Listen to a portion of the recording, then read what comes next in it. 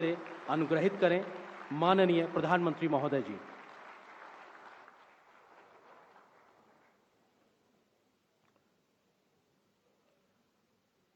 मंत्रिमंडल के मेरे सहयोगी श्री अनुराग ठाकुर जी, अर्जुन राम मेघवाल जी,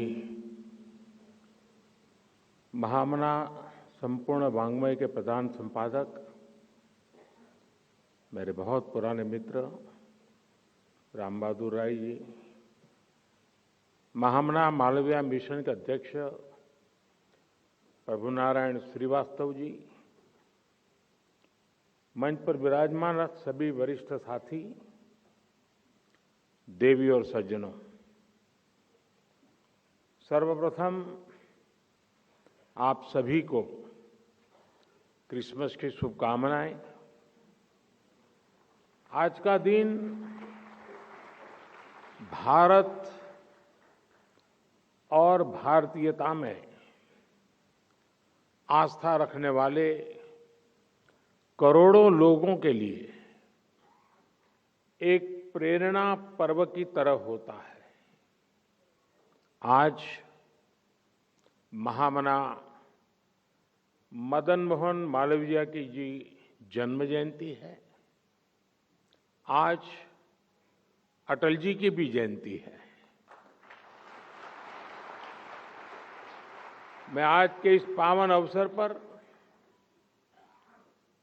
महामना मालवीय जी के श्री चरणों में प्रणाम करता हूं, अटल जी को आदरपूर्वक श्रद्धांजलि देता हूं। अटल जी की जयंती के उपलक्ष्य में आज देश गुड गवर्नेंस डे, सुशासन दिवस के रूप में मना रहा है। मैं समस्त देशवासियों को सुशासन दिवस की भी बधाई देता हूं। साथियों, आज के इस पवित्र अवसर पर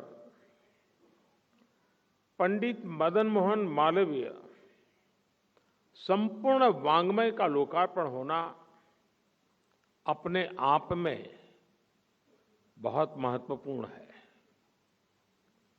ये संपूर्ण वाङ्मय महामना के विचारों से, आदर्शों से, उनके जीवन से हमारी युवा पीढ़ी को और हमारी आने वाली पीढ़ी को परिचित कराने का एक सशक्त माध्यम बनेगा।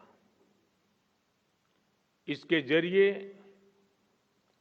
भारत के स्वतंत्रता संग्राम और तत्कालीन इतिहास को जानने समझने का एक द्वार खुलेगा।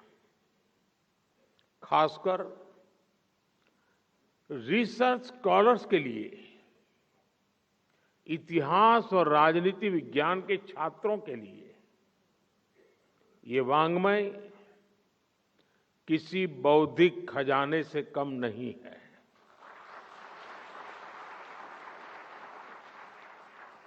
बीएचयू की स्थापना से जुड़े प्रसंग, कांग्रेस के शीर्ष नेतृत्व के साथ उनका संवाद, अंग्रेजी हुकूमत के प्रति उनका सख्त रवैया, भारत की प्राचीन विरासत का मान, इन पुस्तकों में क्या कुछ नहीं है।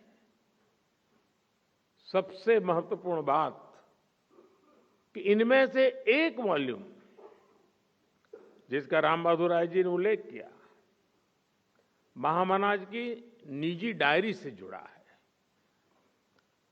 महामना की डायरी समाज, राष्ट्र और अध्यात्म जैसे सभी आयामों में भारतीय जनमानस का पथ प्रदर्शित कर सकती है।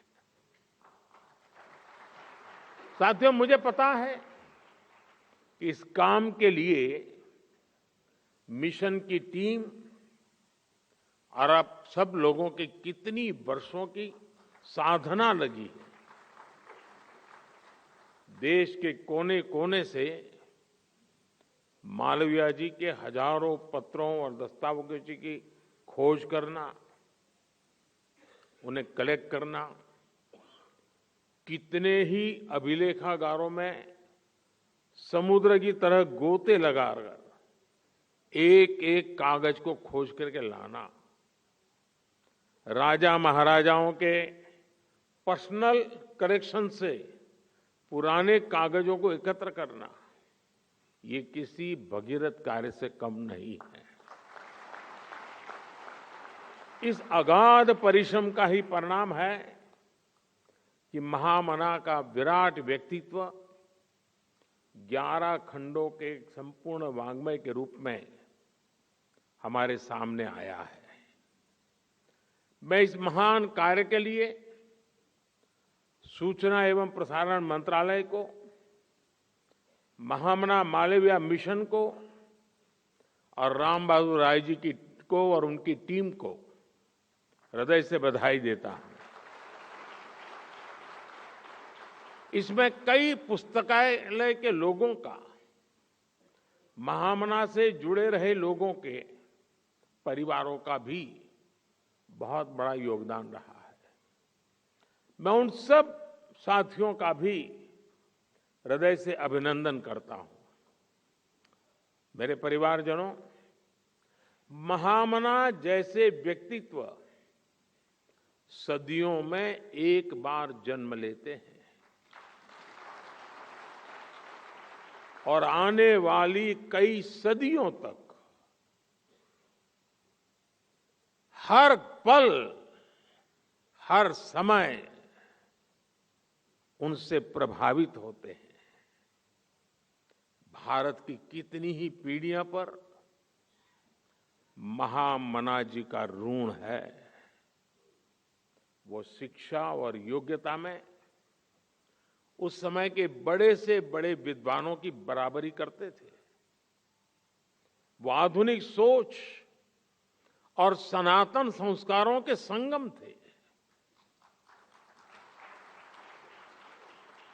उन्होंने स्वतंत्रता संग्राम में जितनी बड़ी भूमिका निभाई, उतना ही सक्रिय योगदान देश की आध्यात्मिक आत्मा को जगाने में भी दिया।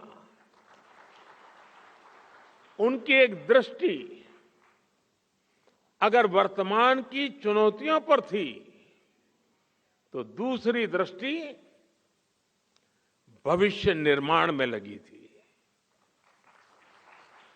महामना जिस भूमिका में रहे, उन्होंने नेशन फर्स्ट, राष्ट्र प्रथम के संकल्प को सर्वोपरि रखा। वो देश के लिए बड़ी से बड़ी ताकत से टकराए। मुश्किल से मुश्किल माहौल में भी उन्होंने देश के लिए संभावनाओं के नए बीज बोए।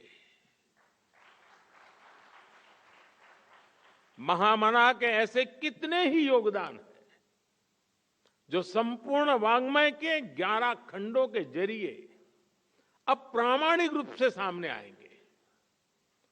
इसे मैं अपनी सरकार का सौभाग्य समझता हूं कि हमने उन्हें भारत रत्न दिया।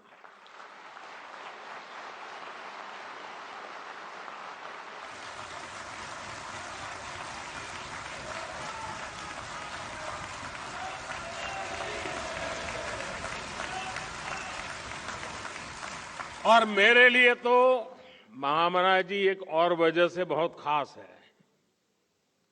उनकी तरह मुझे भी ईश्वर ने काशी की सेवा का मौका दिया है।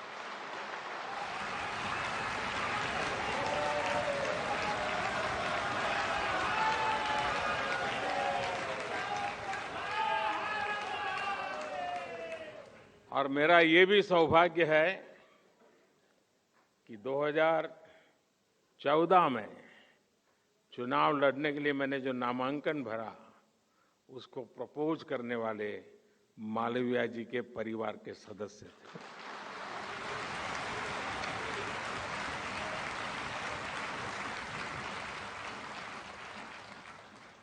महामना की काशी के प्रति अगाध आस्था थी। आज काशी विकास की नई ऊंचाइयों को छू रही है।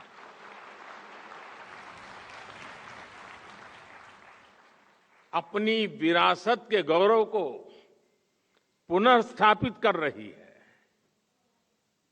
मेरे परिवारजनों, आजादी के अमृत काल में देश गुलामी की मानसिकता से मुक्ति पाकर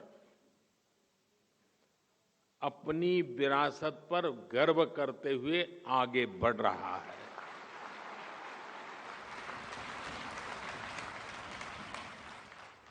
हमारी सरकारों के कार्यों में भी आपको कहीं न कहीं मालवीय जी के विचारों की महक महसूस होगी।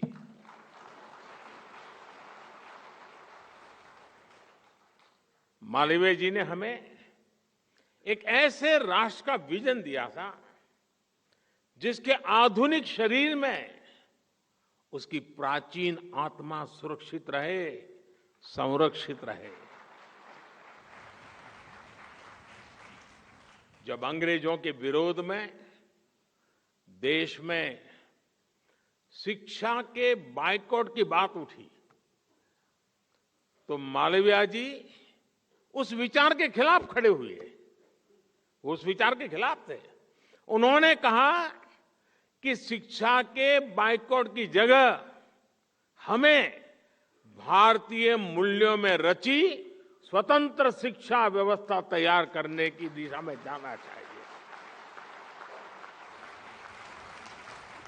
और मजा देखिए, इसका जिम्मा भी उन्होंने खुद ही उठाया और देश को बनारस हिंदू विश्वविद्यालय के रूप में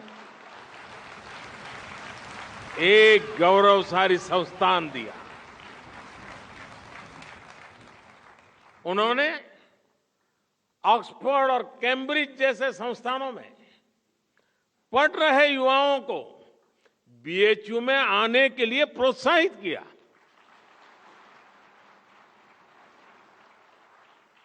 महामना इंग्लिश के महान विद्वान होने के बावजूद भारतीय भाषाओं के प्रबल पक्षधर थे। एक समय था जब देश की व्यवस्था में, न्यायालयों में फारसी और अंग्रेजी भाषा ही हावी थी। मालवीय जी ने इसके खिलाफ भी आवाज उठाई थी। उनके प्रयासों से नागरी लिपि चलन में आई, भारतीय भाषाओं को सम्मान मिला। आज देश की नई राष्ट्रीय शिक्षा नीति में भी मालवीय जी के इन प्रयासों की झलक मिलती है। हमने भारतीय भाषाओं में हायर एजुकेशन की नई शुरुआत की है। सरकार आज कोर्ट में भी भारतीय भाषाओं में कामकाज को प्रोत्साहित कर रही है।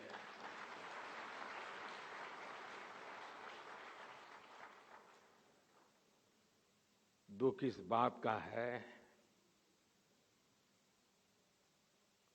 इस काम के लिए देश को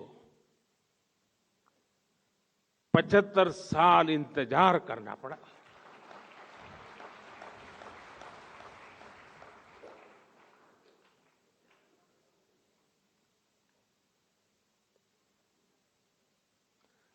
साथियों,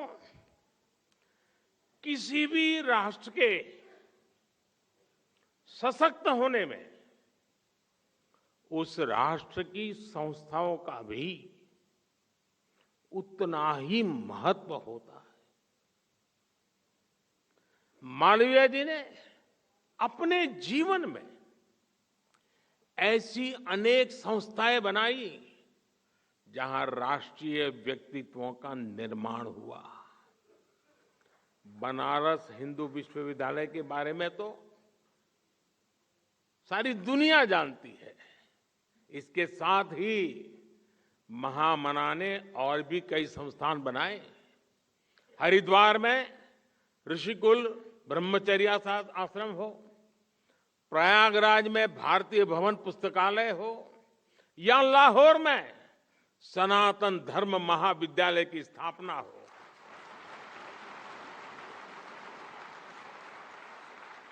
मालवीय जी ने राष्ट्र निर्माण की अनेक संस्थाओं को देश को समर्पित किया।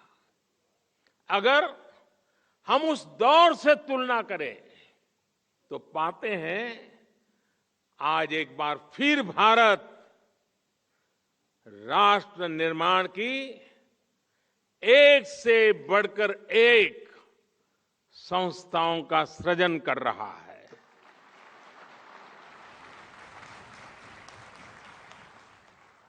सहकारिता की शक्ति से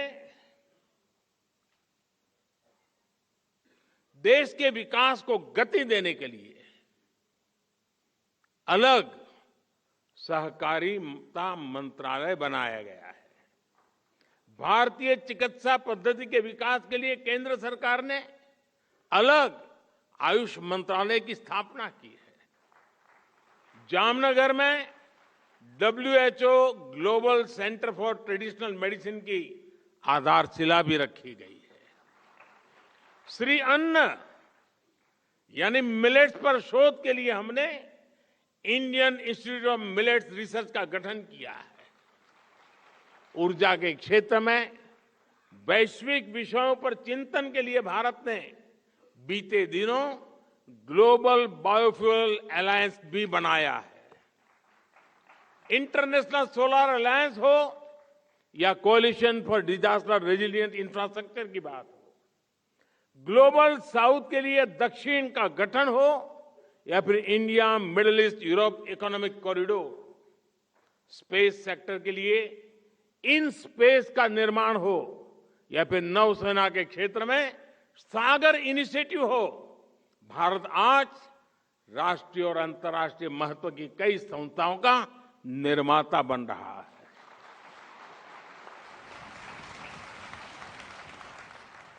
ये संस्थाएं 21वीं सदी के भारत ही नहीं बल्कि 21वीं सदी के विश्व को नई दिशा देने का काम करेगी। साथियों, महामना और अटल जी दोनों एक ही विचार प्रवाह से जुड़े थे। महामना के लिए अटल जी ने कहा था, जब कोई व्यक्ति सरकारी मदद के बिना कुछ करने के लिए निकलेगा तो महामना का व्यक्तित्व, उनका कृतित्व एक दीप शिखा की तरह उसका मार्ग आलोकित करेगा। आज देश उन सपनों को पूरा करने में जुटा है जिसका सपना मालवीय जी ने, अटल जी ने, देश के हर स्वतंत्र सेनानी ने देखा था। इसका आधार हमने सुशासन को बनाया है, गुड गवर्नेंस को बनाया है। गुड गवर्नेंस का मतलब होता है जब शासन के केंद्र में सत्ता नहीं, सत्ता भाव नहीं, सेवा भाव हो। जब साफ नियत से, संवेदनशीलता के साथ नीतियों का निर्माण हो और जब हर हकदार को बिना किसी भेदभाव के उसका पूरा हक मिले। गुड गवर्नेंस का यही सिद्धांत आज हमारी सरकार की पहचान बन चुका है। हमारी सरकार का निरंतर प्रयास रहा है कि देश के नागरिक को मूल सुविधाओं के लिए यहां वहां चक्कर काटने की जरूरत न पड़े, बल्कि सरकार आज हर नागरिक के पास खुद जाकर उसे हर सुविधा दे रही है। और अब तो हमारी कोशिश है कि ऐसी हर सुविधा का सैचुरेशन हो, 100% इंप्लीमेंट करें। इसके लिए देश भर में विकसित भारत संकल्प यात्रा चलाई जा रही है। आपने भी देखा होगा, मोदी की गारंटी वाली गाड़ी देश के गांवों और शहरों तक पहुंच रही है। लाभार्थियों को मौके पर ही अनेक योजनाओं का लाभ मिल रहा है। मैं आपको एक उदाहरण देता हूं। आज केंद्र सरकार हर गरीब को 5 लाख रुपए तक के मुफ्त इलाज के लिए आयुष्मान कार्ड देती है। बीते वर्षों में करोड़ों गरीबों को ये कार्ड दिए गए हैं, लेकिन बावजूद इसके कई क्षेत्रों में जागरूकता की कमी की वजह से गरीबों को ये आयुष्मान कार्ड पहुंच नहीं पाए थे। अब मोदी की गारंटी वाली गाड़ी ने सिर्फ 40 दिन के भीतर देश में 1 करोड़ से अधिक नए आयुष्मान कार्ड बनाए हैं, उनको खोजा है, उनको दिया है। कोई भी छूटे नहीं, कोई भी पीछे रहे नहीं। सबका साथ हो, सबका विकास हो, यही तो सुशासन है, यही तो गुड गवर्नेंस है। साथियों, सुशासन का एक और पहलू है ईमानदारी और पारदर्शिता। हमारे देश में एक धारणा बन गई थी कि बड़े बड़े घोटालों और घपलों के बिना सरकारें चल ही नहीं सकती। 2014 से पहले हम लाखों करोड़ों के घोटालों की चर्चाएं सुनते थे, लेकिन हमारी सरकार ने उसके सुशासन ने आशंकाओं से भरी उन अवधारणाओं को भी तोड़ दिया है। आज लाखों करोड़ रुपए की गरीब कल्याण की योजनाओं की चर्चा होती है। गरीबों को मुफ्त राशन की योजना पर हम 4 लाख करोड़ रुपए खर्च कर रहे हैं। गरीबों को पक्के घर देने के लिए भी हमारी सरकार 4 लाख करोड़ रुपए खर्च कर रही है। हर घर तक नल से जल पहुंचाने के लिए भी 3 लाख करोड़ रुपए से ज्यादा खर्च किए जा रहे हैं। ईमानदार टैक्स पेयर की पाई पाई जनहित में, राष्ट्र हित में लगाई जाए, यही तो गुड गवर्नेंस है। और साथियों, जब इस तरह ईमानदारी से काम होता है, नीतियां बनती हैं, तो उसका नतीजा भी मिलता है। इसी गुड गवर्नेंस का नतीजा है कि हमारी सरकार के सिर्फ 5 वर्षों में ही 13.5 करोड़ लोग गरीबी से बाहर निकले हैं। साथियों, संवेदनशीलता के बिना गुड गवर्नेंस की कल्पना नहीं कर सकते। हमारे यहां 110 से अधिक जिले ऐसे थे जिन्हें पिछड़ा मानकर अपने हाल पर छोड़ दिया गया था। कहा जाता था क्योंकि 110 जिले पिछड़े हैं, इसलिए देश भी पिछड़ा रहेगा। जब किसी अफसर को पनिशमेंट पोस्टिंग देनी होती थी तो इन जिलों में भेजा जाता था। मान लिया गया था कि इन 110 जिलों में कुछ नहीं बदल सकता। इस सोच के साथ ना यह जिला कभी आगे बढ़ पाते और ना ही देश विकास कर पाता। इसलिए हमारी सरकार ने 110 जिलों को आकांक्षी जिले, एस्पिरेशनल डिस्ट्रिक्ट की पहचान दी। हमने मिशन मोड पर इन जिलों के विकास पर फोकस किया। आज यही आकांक्षी जिले विकास के अनेक पैरामीटर्स पर दूसरे जिलों से कहीं बेहतर प्रदर्शन कर रहे हैं।